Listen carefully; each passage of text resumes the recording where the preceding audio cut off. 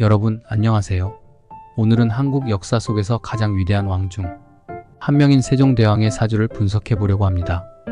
특히 그가 창제한 훈민정음이 어떻게 운세적 흐름과 맞물려 탄생했는지를 살펴볼 텐데요. 세종대왕이 남긴 훈민정음은 단순히 글자가 아닌 백성을 위한 그의 깊은 애정과 혁신적 리더십을 상징하는 유산입니다. 그렇다면 세종대왕은 왜 이런 창조적이고 대담한 개혁을 이루었을까요? 그의 사주를 통해 그가 가진 운명적 힘이 훈민정음, 창제와 어떤 관계가 있는지 알아보겠습니다. 과연 세종대왕은 그가 걸어야 할 운명적 길을 따랐던 것일까요? 세종대왕의 사주 분석. 세종대왕은 1397년 5월 15일 음력 정축년에 태어났습니다. 이 정축년이라는 해는 천간의 정과 지지의 축이 결합된 해입니다. 여기서 정은 따뜻하고 부드러운 불의 기운을 상징하고 축은 차분하고 안정적인 흙의 기운을 나타냅니다. 천간 정화는 조용하고 깊이 있는 성격을 지니고 있으며 사람을 돌보고 보호하는 따뜻한 리더십을 나타냅니다. 지지축토는 고집이 강하고 인내심이 많으며 현실적이고 실용적인 면모를 상징하죠. 이 조합은 세종대왕이 백성을 보호하고 나라를 튼튼하게 세우려는 의지가 강한 인물임을 보여줍니다. 세종대왕의 사주는 그가 지혜롭고 학문을 중시하는 성향을 지니고 있음을 보여줍니다. 이 사주는 특히 창의적이고 혁신적인 성격을 나타내며 백성을 위해 새로운 제도와 학문적 성과를 이루는 데 적합한 리더십을 상징합니다. 나라를 다스리면서도 그가 특별히 학문과 문화를 중시한 이유는 그의 사주에서 그 배경을 찾을 수 있습니다. 사주에서 정축년의 기운은 매우 안정적이고 현실적인 리더십을 의미하는데 이는 세종대왕이 나라의 기틀을 튼튼하게 세우고 새로운 제도를 도입하는 데 있어 큰 성공을 거둘 운명을 가지고 있었음을 보여줍니다. 훈민정음 창제와 세종대왕의 운세적 흐름. 세종대왕의 사주에서 주목할 또 하나의 중요한 포인트는 바로 그의 운세가 그가 이룬 업적들과 깊게 연결되어 있다는 점입니다. 세종대왕이 훈민정음을 창제하기 시작한 시기는 1443년입니다. 그리고 이 시기는 세종대왕의 창의력과 지혜가 가장 크게 발휘될 수 있는 시기였습니다. 1443년부터 1446년까지 세종대왕의 사주를 보면 그의 지혜운과 학문운이 가장 크게 상승한 시기로 나타납니다.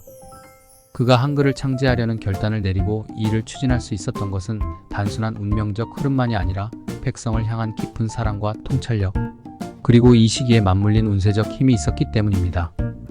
훈민정음의 창제는 그에게 있어 단순한 정치적 결정이 아니었습니다.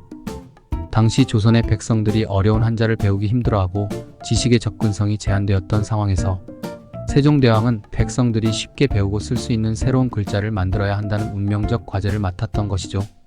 그의 사주에 담긴 깊은 지혜와 실용적인 사고방식은 그가 백성들의 언어를 새롭게 정의하는 데 큰 힘을 발휘하게 했습니다. 천문적 흐름과 훈민정음 창제 시기의 상관관계. 또 하나 흥미로운 점은 세종대왕이 훈민정음을 창제한 시기 1440년대가 그에게 있어서 운세적으로 매우 중요한 시기였다는 점입니다. 이 시기는 그의 사주에서 학문운과 명예운이 가장 크게 상승하는 시기였습니다. 학문운이란 새로운 것을 배우고 창조하는 힘을 의미하며 명예운은 그가 이루어낸 성과가 세상에서 인정을 받는 시기를 뜻하죠. 1443년부터 1446년까지는 세종대왕의 사주에서 리더십과 결단력이 매우 강하게 발휘된 시기입니다. 임수와 임목의 조합은 그가 넓은 시야와 깊은 지혜로 백성들의 문제를 해결하려 했던 것을 상징하며 그의 결단력이 문자의 창제라는 위대한 혁신을 가능하게 했습니다. 그의 운세와 맞물린 이 시기는 한국 역사상 가장 중요한 문화적 유산 중 하나인 훈민정음이 탄생할 수 있었던 천문적 흐름과도 깊게 연결됩니다. 세종대왕의 운세가 아니었다면 훈민정음이 이 시기에 탄생할 수 있었을까 하는 생각이 들 정도로 문화적 혁신과 운세적 흐름이 완벽하게 맞물린 시기였습니다. 세종대왕 사주의 리더십과 훈민정음의 의미. 세종대왕의 사주에서 가장 주목해야 할 부분은 그의 리더십이 단순한 권위적인 리더십이 아니라 백성을 위한 혁신적인 개혁을 이루기 위한 리더십이었다는 점입니다. 정화의 따뜻함과 축토의 안정성은 세종대왕이 끊임없이 백성들의 삶을 개선하기 위한 해결책을 찾고자 했던 마음을 상징합니다. 훈민정음은 이러한 그의 리더십이 구체화된 결과물입니다. 한글의 창제는 그가 백성들의 삶을 조금이라도 더 나아지게 하기 위해 그리고 조선이라는 나라를 더 튼튼하게 만들기 위해 선택한 혁신적 해결책이었죠.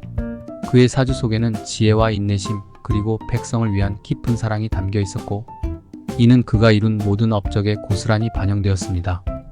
또한 그가 문자를 창제한 것뿐만 아니라 이를 백성들이 쉽게 배울 수 있도록 체계화하고 반포한 점도 그의 리더십의 중요한 면모였습니다. 그는 그저 창조적이기만 한 왕이 아니라 그 혁신을 실질적으로 적용할 수 있도록 한 실용적인 리더였던 것입니다. 마무리. 결국 세종대왕의 사주는 그가 단순히 지혜로운 왕이 아니라 운명적으로 백성들을 위한 창조적 개혁을 이룰 수밖에 없는 인물이었음을 보여줍니다. 그의 운세 속에서 훈민정음이라는 한국 역사상 가장 중요한 문화적 유산 중 하나가 탄생할 수 있었던 것이죠. 세종대왕의 사주를 통해 우리는 자신의 운명과 사주 속에서 무엇을 발견할 수 있는지를 다시 생각해보게 됩니다. 그의 위대한 업적은 단순한 행운이 아니라 그가 타고난 리더십과 창조성, 그리고 운명적 흐름이 맞물린 결과물이라고 할 수 있습니다. 여러분도 자신의 운세와 사주를 통해 숨겨진 잠재력과 가능성을 찾아볼 수 있습니다. 오늘 영상이 흥미로우셨다면 좋아요와 구독 부탁드리며 더 많은 운세와 역사 이야기가 궁금하시다면 계속해서 함께 해주세요. 감사합니다.